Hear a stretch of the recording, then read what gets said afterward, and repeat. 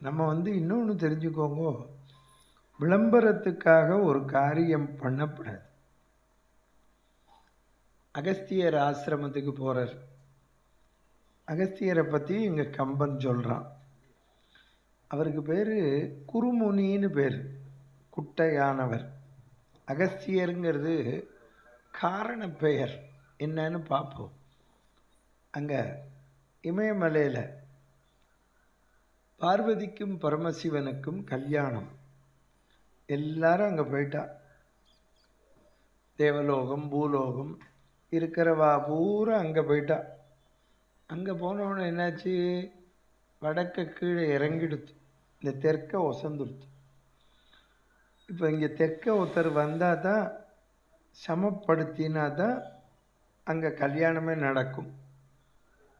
தெற்க யாரை அனுப்பலான்ன போது குருமுனியை அனுப்பலான்னு எல்லாரும் சொல்லிட்டேன். அவர் கேட்டார் சிவனை பார்த்து, உன் கல்யாணத்தை நான் பார்க்க வேண்டாமா அப்படின்னு. நீ எங்கே நினைக்கிறையோ அங்கே நான் அந்த கல்யாண கோலத்தில் காட்சி தரேன்னர் சிவன். அவர் வந்தார் குருமுனி. இந்த வடக்க விந்திய பர்வதம்னு இருக்கு, விந்திய மலை. அவன் என்ன பண்ணா, அங்கே இருக்கிறவா இங்கே வரக்கூடாது, இங்கே இருக்கிறவா அங்கே போகக்கூடாதுன்னு தட தட தடன்னு வளர்ந்துட்டான் ஆகாசம் வரைக்கும். அங்கேருந்து இங்கே யாரும் வர முடியல, இங்கேருந்து யாரும் போக முடியல.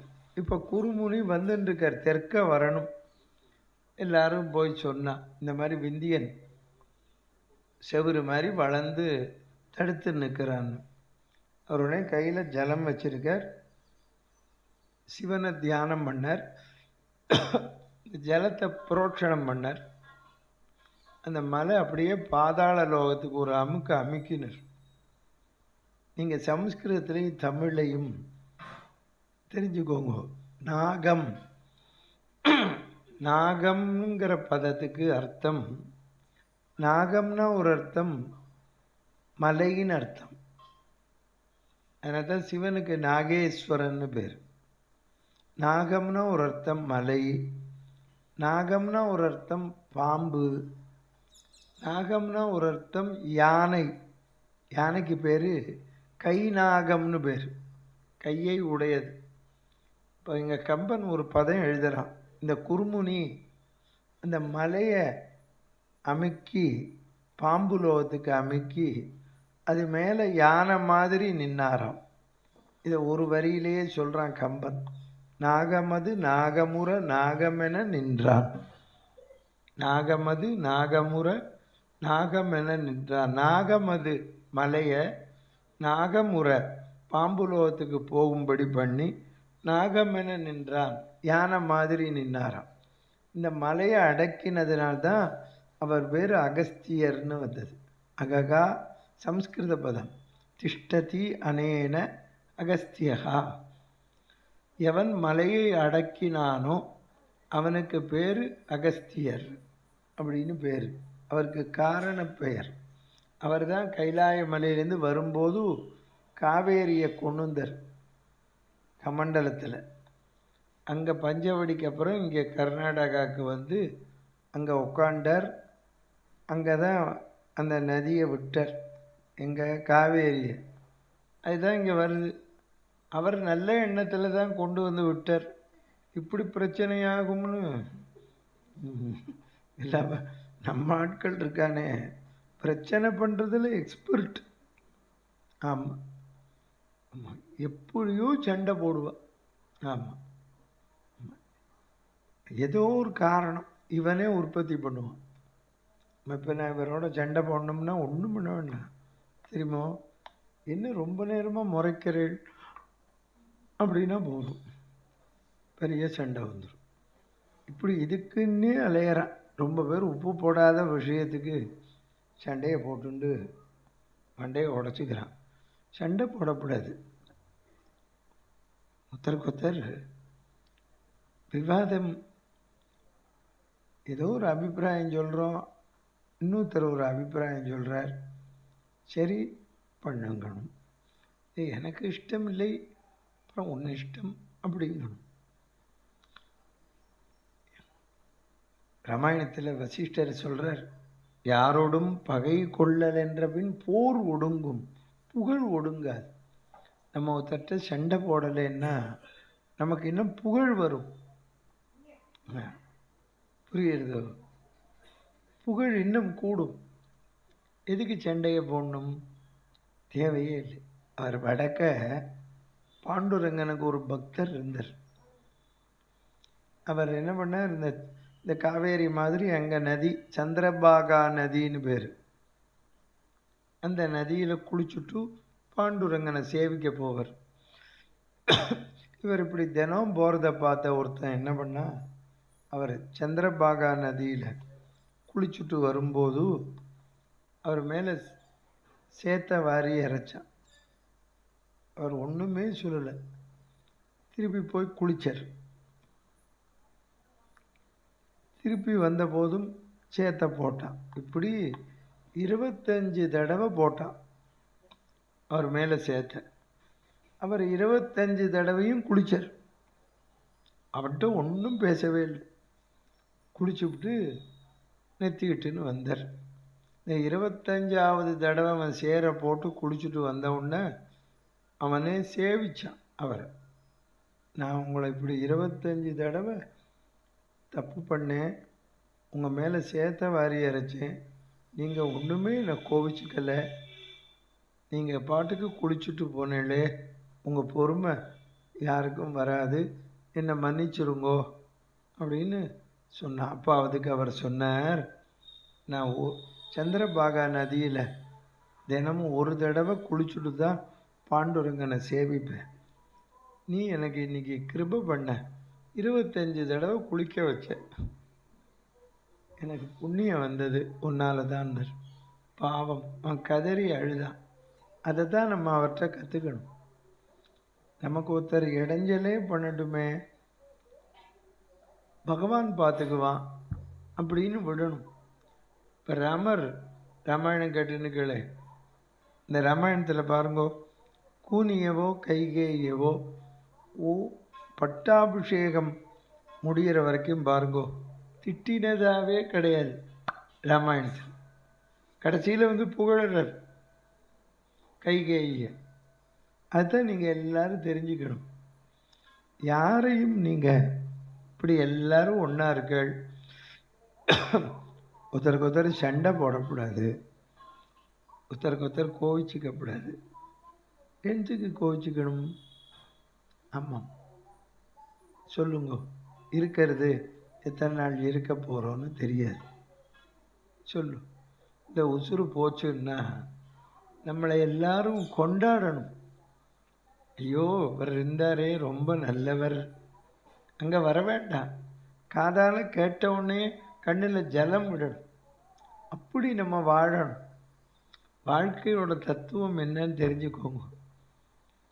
நம்மளை ஒருத்தர் நிந்திச்சாலுமே நம்ம நிந்திக்க கூடாது. நிந்திச்சுட்டு போறானே, போயிட்டு போறான். ஏதோ அப்போ அகஸ்தியர் வந்தார். இல்வலன் வாதாபின்னு 2 ராட்சசாள். அவள் என்ன பண்ணுவான்னா, இந்த ரிஷிகளெல்லாம் கொன்னுட்டு சாப்பிடுவா உடம்ப. எப்படி கொல்லுவான்னா, 2 பேரும் ரிஷியாக மாறுவா, வரவேற்பா.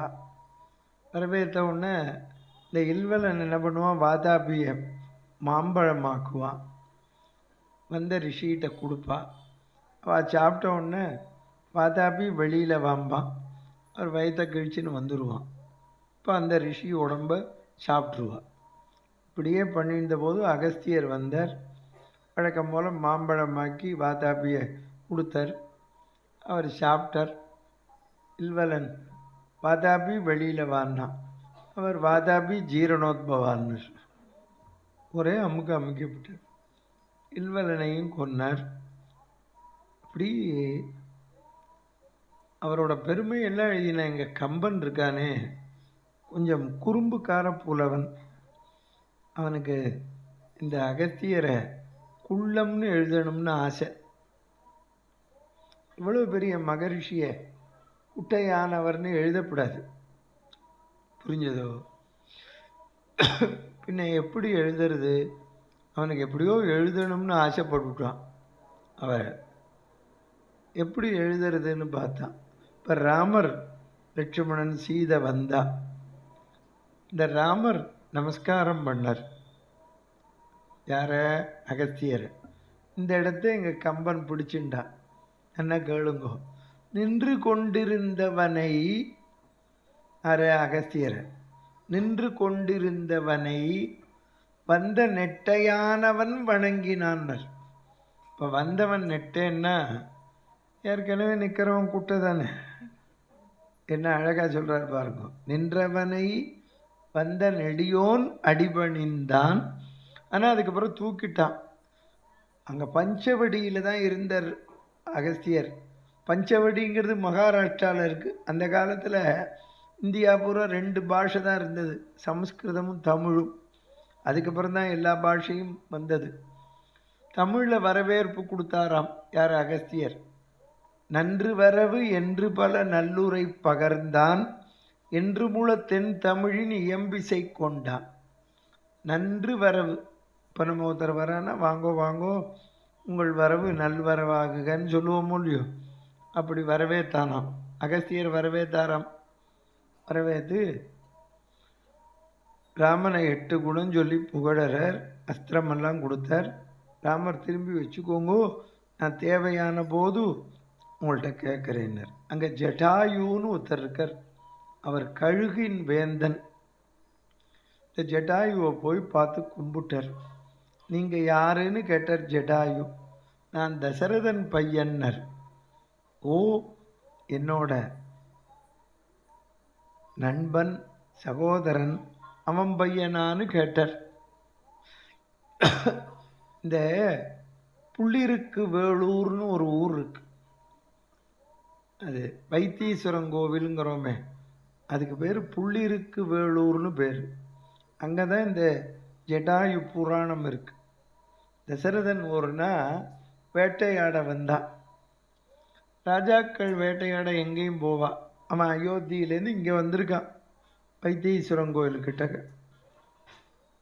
இந்த அதுக்கு முன்னால் பஞ்சவடி எல்லா இடத்துலையும் இருக்கு. அங்கேருந்து தான் பஞ்சவடிக்கு வந்தார் யாரு? ஜடாயு. இந்த தசரதனுக்கு என்ன ஆற்றல்னா, இங்கேருந்து எங்கே சத்தம் கேட்குறதோ அந்த இடத்துக்கு பானம் போடுவான். அன்றைக்கே சொன்னேனே ஒரு ரிஷி புத்திரனை கொன்னுட்டான்னு, நான் சொன்னேனோ இல்லையோ.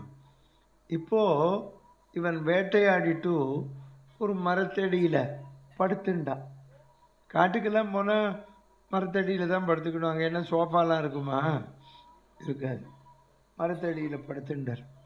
நல்லா தூங்குறார். தூங்குற போது பக்கத்தில் பாம்பு புத்து. இவர் கை உள்ளே போயிடுத்து. அதுலேருந்து ஒரு பாம்பு வெளியில் வந்துடுத்து, சர்ன்னு சீரிண்டு. இதை அந்த மரத்தில் உட்காண்டிருந்த ஜடாயு பார்த்துட்டார். கழுகு இவனை கொட்டிடுமேன்னு பறந்து வந்து அந்த பாம்பை தூக்கிட்டார். கழுகு பாம்பை தூக்கிடுமே. இவர் பறந்து வரும்போது ரெக்க சத்தம் கேட்ட உடனே நம்மளை ஏதோ பட்சி தாக்க வருது போல இருக்கு அப்படின்னு பக்கத்தில் இருந்த வில்லை அப்படி எடுத்து பானம் போட்டு இந்த பட்சியை கொன்னுள்ளான்னு வில்லை எடுக்கிறதார். இந்த அம்புரா துணியிலேருந்து அம்பை எடுக்கணும்னு இந்த கையை எடுத்த போது இவர் கை பாம்பு புத்துலேருந்து வந்தது. ஓ, இந்த பாம்புட்டேந்து நம்மளை காப்பாற்றிருக்காருன்னு ஜடாயுவை கட்டிண்டு, நீ என் சகோதரன்னர். இந்த குணம்தான் ராமர்கிட்ட இருந்தது. குகனோட சகோதரன்னர், சுக்ரீவனோட, விபீஷணனோட. புரிஞ்சுதா? அதனால் நீங்கள் தெரிஞ்சுக்கணும், நம்ம குணம்தான் நம்ம பையன் பொண்ணுகிட்ட இருக்கும். ஆமாம், நம்ம தாத்தா பரம்பரை குணம். புரியுதோ? நீங்கள் என் பையன் பொல்லாதவன், என் பொண்ணு பொல்லாதவன் சொன்னேன்னா முதல்ல உங்களை தான் பிளட் டெஸ்ட் பண்ணணும். ஆமாம், நீங்கள் தான் ரொம்ப பொல்லாதவன்னு அர்த்தம். புரிஞ்சதோ? ஆமாம், நீங்கள் தனிப்பட்ட முறையில் நம்ம எல்லாரையும் கேட்டால் நம்ம எல்லோரும் நல்லவன் தான் சொல்லுவோம். ஆமாம், பழகின மற்றவாழ்கிட்டனா கேட்கணும். புரிஞ்சதோ? ஆமாம், மற்றவாள்னா சொல்லணும் நம்ம பொல்லாதவனா நல்லவனான்னு. நம்ம எல்லாருக்குமே அந்த இளமையில் பணம் இருக்குது, சம்பாத்தியம் இருக்குது, பதவி இருக்குங்கிறதுல மற்றவாளை கோபிச்சுக்கிறோம், தூக்கி எறிஞ்சிடுறோம். அது என்னது, வயசான உடனே அவ நம்மளை தூக்கி எறிஞ்சிடுவாள். அதனால தான் நீங்கள் ஒன்று தெரிஞ்சுக்கணும், யாரையுமே கோபப்படக்கூடாது. நீங்கள் கேட்ப, நாங்கள் கோபமே படலை, பிள்ளை பொண்ணை நல்லா தான் வளர்த்தோம் அப்படின்னு சொல்லுவேள். உண்மைதான். அப்போது உங்கள் பரம்பரையில் யாரோ கோபக்காராக இருந்திருக்கா, அந்த குணத்தை கொண்டிருக்கு. புரிஞ்சுதோ? ஒரு கர்நாடகாவில் காவேரியில் திறந்தால் தான் என் மேட்டூருக்கு தண்ணி வரும், மேட்டூருக்கு வந்தால் தான் நம்ம திருச்சி தஞ்சாவூருக்கு வரும். புரிஞ்சுதோ? அது மாதிரி நம்ம முன்னோர்கள். அதனால தான் நம்ம எப்போவுமே பகவானை வேண்டணும். வள்ளுவர் சொன்னார், காமம் வெகுளி மயக்கம் இம்மூன்ற நாமம் கிடக்கெடும் நோய். நம்மளுக்கு காமம், கோபம், மயக்கம் இந்த எண்ணமெல்லாம் இருந்தால் நமக்கு கெட்ட பேர் தான் வரும். நம்ம எல்லாருக்கும் இருக்கு. புசுக்குன்னா கோபம் வந்துடுறது. இப்போ தசரதனே கோபப்பட்டு அம்பை எடுத்துட்டானே, அப்புறம் தானே ஜடாயு காப்பாற்றினது தெரிஞ்சது. அதனால் ஒன்றே ஒன்று தெரிஞ்சுக்கோங்கோ, ஒருத்தர் என்ன காரியம் பண்ணுறார், ஏன் பண்ணுறாருன்னு பார்த்துண்டு அது எதுக்காக பண்ணார்னு யோசிச்சு தான் நம்ம முடிவெடுக்கணும். யோசிக்காமலே முடிவெடுத்துடுறோம். அதனால்தான் கஷ்டம். இப்போது அந்த ஜடாயுட்ட சொன்னார், தசரதன் காலமாயிட்டான்னு. அவர் அழுதர். அப்போ அந்த ஜடாயு, நீங்கள் எல்லாரும் 3 பேரும் இங்கே பஞ்சவடியில் இருங்கோ, நான் இருக்கிறேன், உங்களுக்கு ஏதாவது பிரச்சனைன்னா என்னை கூப்பிடுங்கோ அப்படின்னு யார் சொன்னா? ஜடாயு. இதில் நீங்கள் இந்த காலத்தில் இல்லை,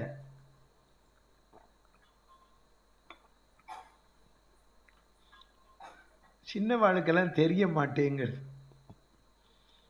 உங்களை மாதிரி பெரிய வாழெல்லாம் வேண்டாம் அப்படின்னு சொல்லிட்டு முதியோரத்தில் கொண்டு விட்டுடுற. பெரிய வாழெலாம் ஆற்றுல இருக்க இருக்க நம்ம கவலை இல்லாமல் இருக்கலாம். அது அவளுக்கு தெரியல பாருங்க. இப்போ எங்கள் அம்மா இருந்தா 2020 வரைக்கும், 92 வயசு தெரியுமோ?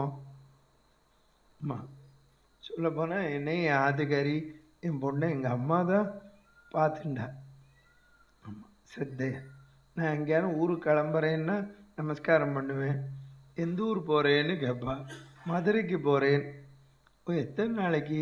15 நாள் ராமாயணம் சொல்ல போகிறேன். அப்படியா? இன்னைக்கு வருவேன், இத்தனாம் தேதி வருவேன்பேன். கரெக்டாக அன்றைக்கி கார்த்தால் பாண்டியன் எக்ஸ்பிரஸில் போய் இறங்கினவுடனே முழிச்சுன்னு இருப்பா. நீ வருவேன்னு தெரியும், அதுதான் முழிச்சுன்னு இருக்கேன் அப்படின்பா. பற்றியோ, நம்மளை பற்றி கவலைப்படுவா பெரியவாழ்லாம். நம்ம அவளை போய் வேண்டாம்னு சொன்னோம்னா நம்மளை பற்றி நினைக்க யார் இருக்கா? அது வயசானா ஏதோ ஒரு சிரமப்படுத்துவா. நம்ம குழந்தையா இருக்கிற போது சிரமப்பட்டோம், சிரமப்படுத்தினோம்.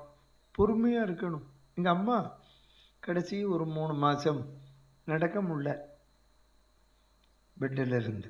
நான் ஆள் போட்டு பார்த்துட்டேன், இவளும் பார்த்துண்டா, எல்லாரும் பார்த்துட்டோம். ராத்திரி வெடிக்காலம் 4 மணிக்கெல்லாம் நான் எந்திருந்துருவேன், 3:45. இன்றைக்கும் குளிச்சுட்டு சந்தியாவந்தனம் பண்ணுவேன், 1008 பண்ணுவேன். அம்மா தெரிஞ்சுக்கோங்க, 3 வேளையும் 1108 ஜெபிக்கிறேன். காத்தால 3:45 குளிச்சுருவேன். வாத்தியார் ஆமாம் 4லேருந்து 5. அதுக்கப்புறம் முஞ்சவர்த்தி எடுப்பேன். அதுக்கப்புறம் திருப்பி டிஃபன் சாப்பிட்டுட்டு குளிப்பேன். டிஃபன் சாப்பிட்றேனோ இல்லையோ மடி போயிடும். நான் திருப்பி குளிச்சுட்டு திருப்பி ஒரு புது வஸ்திரம் மடி வஸ்திரம் கட்டிண்டு மாத்தியானிகம் 1108 பண்ணுவேன். இப்போது உங்களுக்கு கதைக்கு 5 மணிக்கு வரேன், அங்கே 4 மணிக்கே கிளம்பணும். புரியுறது? ஆமாம். 2:15க்கே குளிச்சு விட்டு மத்தியானம் 2:30 மணிலேருந்து 3:30 மணி வரைக்கும் சந்தியாவந்தனம் பண்ணிட்டு வந்துடுவேன். 1108 தெரியுமா? அம்மா தினமும் 3 வேளையும் குளிப்பேன். 3 வேளையும் 1108 ஜபிப்பேன். மத்தியானம் பிரம்ம யஜ்யம் உண்டு. அப்புறம் அதை தவிர ராமஜபம் உண்டு. முஞ்சவர்த்தி போவேன் தினமும் கார்த்தால. இப்போ அந்த அரிசி பருப்பை கொண்டு வந்து கொடுத்துருக்கேன் உங்களுக்கெல்லாம் சமைச்சு போடுறதுக்கு. ஆமாம். எங்கள் அம்மா வெடிக்கால 4 மணிக்கு ஒரு நாள் எந்திருந்து நான் எந்திருக்கிற போது என்னை கூப்பிட்றேன், கல்யாண்டம்மா அப்படின்னா. என்னம்மா? எனக்கு பசிக்கிறது. அப்புறம் நான் எழுப்பி இட்லி வாத்து கொடுங்கிறேன். அப்புறம் நான் அவெல்லாம் எழுப்ப வேண்டாம், நானே இட்லி வாக்குறேன்னு இட்லி வாத்தேன். இட்லி வாத்து மிளகாப்பொடியில் எண்ணெய் விட்டு ஊட்டினேன் அம்மாவுக்கு. வெடிக்கால 4 மணிக்கு. அம்மா சாப்பிட்டா. அரை இட்லி தான் சாப்பிட்டா. இப்போ மணி என்ன கல்யாண்டம்மா? 4. எதுக்கு இப்போ இட்லி தர அப்படிங்கிற. வயசாயிடுச்சு, மறந்து போச்சு. நீ தானே கேட்ட? நான் கேட்டேன்னா சரி 7 மணிக்கே சாப்பிட்றேன், நீ ஜெபம் பண்ணு அப்படின்னா. இது நீங்கள் போய் கோச்சிக்க முடியுமோ? அவளுக்கு வயசாயிடுச்சு, குழந்த மாதிரி. ஒரு நாளைக்கு சாயந்தரம் பஜனைக்கு போயிட்டு சந்தியாவந்தனம் பண்ணணும்னு வரேன். 5 மணிக்கு குளிச்சுட்டு பண்ணணும்னு. அன்றைக்கி உபன்யாசம் இல்லை. இவன் ஊருக்கு வந்துட்டா திருச்சிக்கு. நான் இருக்கிறது மெட்ராஸ். எங்கள் அம்மா கூப்பிட்டா என்ன. என் மண்ணி உட்காண்டிருக்கா, என் தம்பி இருக்கான், எல்லோரும் இருக்கா. கல்யாண்டம்மா நீ வரணும்னு தான் காத்துருந்தேன். அப்படியா? என்ன வேணும்? எனக்கு அடை சாப்பிடணும் போல இருக்கு, அடை பண்ணி கொடு. ஏம்மா இதை கார்த்தாலேயே சொல்லப்படாதோ, நான் அடைக்க அரைச்சி கொடுத்துருப்பேனே, இப்போ தான் தோன்றது. ஓ. உடனே என்ன ஒரு பையன் மாயவரத்தில் கதை வைப்பான், அடுத்த தெருவில் இருக்கான் மெட்ராஸில். அவனுக்கு ஃபோன் பண்ணேன். குரு என்னண்ணா இன்றைக்கி உங்கள் ஆத்துல என்ன டிஃபன் அப்படின்னு. எதேச்சியா அடை அப்படின்னா. ஆஹா அதை கொண்டாடா அப்படின்னு கொஞ்சம் யோசிச்சான். என்னடா யோசிக்கிறேன்னு. வெங்காயம் போட்டுவிட்டேன்னா நீங்கள் சாப்பிட மாட்டேட. நான் எனக்கு இல்லைடா, எங்கள் அம்மாவுக்கு. உடனே கொண்டா. உடனே அடையும் அவியலும் கொண்டு தான் ஊட்டி விட்டேன். அரை அடை தான் சாப்பிட்டா. அதுக்கு மேலே இறங்கலை அவளுக்கு. என் தம்பிகிட்ட கொடுத்துட்டேன். எங்கள் அம்மாவுக்கு சந்தோஷம். நான் அவள் கேட்டவுடனே அடை வந்துடுத்து 5 நிமிஷத்தில். எங்கள் மண்ணியை பார்த்து சொல்கிறா, பார்த்தியா எங்கள் கல்யாண்டராமனை புளிப்பால் கொண்டானாலும் கொண்டுருவான் அப்படிங்கிற எங்கள் அம்மா. அவ்வளோ பெருமை அவளுக்கு. எதுக்கு இதை சொல்கிறேன்? ரொம்ப பேருக்கு தெரிய மாட்டேங்கள். இப்போ ஜட்டாயு பாருங்கோ, தசரதம் மாதிரி ராமனை பார்த்துட்டார் பார்த்தீங்களா? அதனால் நம்ம எல்லாரும் தெரிஞ்சுக்கணும். சின்னவா பெரியவாளை மதிக்கணும், மதிக்க கற்றுக்கணும். இந்த காலத்தில் அது இல்லை. அதுக்கு தான் ராமாயணம் சொல்கிற போது சொல்கிறோம், யாராவது கேட்பாடே அப்படின்னு. நாங்கள் ஊதுற சங்கம் ஊதுறோம், பொழுது விடிகிற போது விடியட்டும்னு. லட்சுமணன் குடிசை போட்டான். இது மாதிரி லட்சுமணன் குடிசை போட்டவுடனே ராமர் கண்ணில் ஜலம் விட்டார். லட்சுமணா பாவஜேன கிருதஜேன தர்மஜேன ச லக்ஷ்மணா, உன்ன மாதிரி பொறுமையாக தொண்டு பண்ண ஒருத்தருக்கும் வராது. எனக்கு கோபம் வராமல் தொண்டு பண்ணுறேன். அவர் சொன்னார், உங்கள் அப்பா தசரதன் காலமாயிட்டான்னு. ஏன்னா எனக்கு அப்பா செத்து போலேன்னு. ஏன்னா எனக்கு அப்பா பண்ணுறதெல்லாம் நீ பண்ணுற. இப்போ எனக்கு அப்பா செத்து போல தானே. நான் சொல்கிறது கரெக்டு தானே ராமர் சொல்கிறது? ஆமாம். என்றைக்குமே அப்பா அம்மா நமக்கு நல்லதைத்தான் பண்ணுவா. எங்கள் அப்பா நான் உபன்யாசத்துக்கு போகிறேன்னா எனக்கு பெட்டியில் கொண்டு வந்து ட்ரெஸ் எல்லாம் வைப்பார், ஷேவிங் செட்டை வைப்பார், பவுடர் எல்லாம் வைப்பார், சோப்பு. எங்கள் அப்பா செத்து போனோன்னு கதறி அழுதேன். இனிமேல் எனக்கு யார் செய்ய போகிறான்னு. பக்கத்தில் மாமி வந்து, நீங்கள் ராமாயணம் சொல்லிட்டு இப்படி அழலாமான்னு கேட்டேன். பதில் சொன்னேன், எங்கள் அப்பா எனக்கு எல்லாம் செய்வர், நான் எப்படி அழாமல் இருக்கிறதுன்னு கேட்டேன். அந்த மாமி உடனே சொன்னா, நீங்கள் அழுதது பத்தாது, இன்னும் அழுங்கோ அப்படின்னா. எதுக்கு சொல்கிறேன்னா, எங்கள் அம்மாவே 92 வயசு. ஒரு நாளைக்கு என்னை கூப்பிட்டு, கல்யாணமா மானாமதுரையில், எங்கள் அம்மா ஊர் மானாமதுரை, எங்கள் அம்மாட்ட கொண்டு விடுங்கிற. அவள் அம்மா செத்து போய் 40 வருஷம் ஆகிடுது. மூளை போச்சு. ஏம்மா இப்படி சொல்கிற? எங்கள் அம்மானா என்னை நன்னா பார்த்துக்குவா அப்படிங்கிற. பார்த்தீங்களோ, எல்லாருக்கும் அம்மா அப்பான்னா என்ன கவனிச்சுப்பா. அது மாதிரி பார்த்துட்டானா லக்ஷ்மணன் ராமனை. புரிஞ்சதோ? நம்ம ஒருத்தருக்கு தொண்டு செய்கிறோன்னா அம்மா அப்பா மாதிரி பார்த்துக்கணும். புரியுறதோ? என்ன வேணாலும் இடைஞ்சல் வரட்டுமே, நம்ம ஒருத்தருக்கு தொண்டு பண்ணுறோம், அம்மா அப்பா மாதிரி. ஆனால் நம்ம எல்லாருமே பார்த்துக்கிறவளை தான் கோவிச்சுக்குவோம். ஏன்னா அம்மா அப்பா மாதிரி பார்த்துக்கிறாளும் இல்லையோ. அதனால் அது இயற்கை மனுஷனுக்கு. ராமர் லக்ஷ்மணன்ட்ட சொல்கிறார், இப்போ பஞ்சவடியில் இருக்கா, கோதாவரி கரை. ராமர் அங்கே தான் இருக்கார். 2 வேளையும் உபாசனம் பண்ணுறார், 3 வேளையும் சந்தியாவந்தனம் பண்ணுறார். சீதை சமைச்சு போடுறா, சாப்பிட்றார். 14 வருஷத்தில் இப்போது 13 வருஷமும் 2 மாதமும் சௌக்கியமாக இருக்கு, பிரச்சனையே இல்லை. இனிமேல் இந்த 10 மாதம்தான் பிரச்சனை. ஆமாம். இவர் பர்ணசாலை வாசல்ல உட்காண்டிருக்கார். என்ன கேளுங்கோ.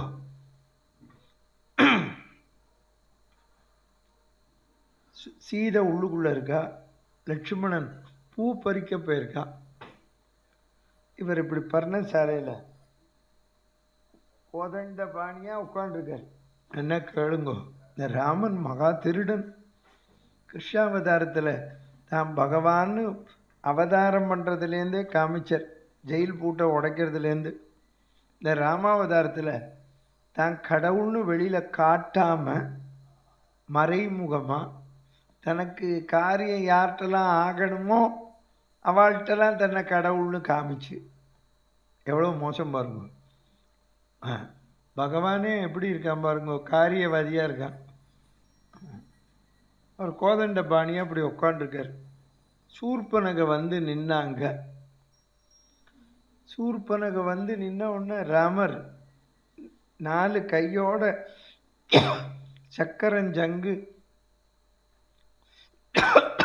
எல்லாத்தோடையும் காட்சி அளிச்சார். யாருக்கு? சூர்பனகைக்கு.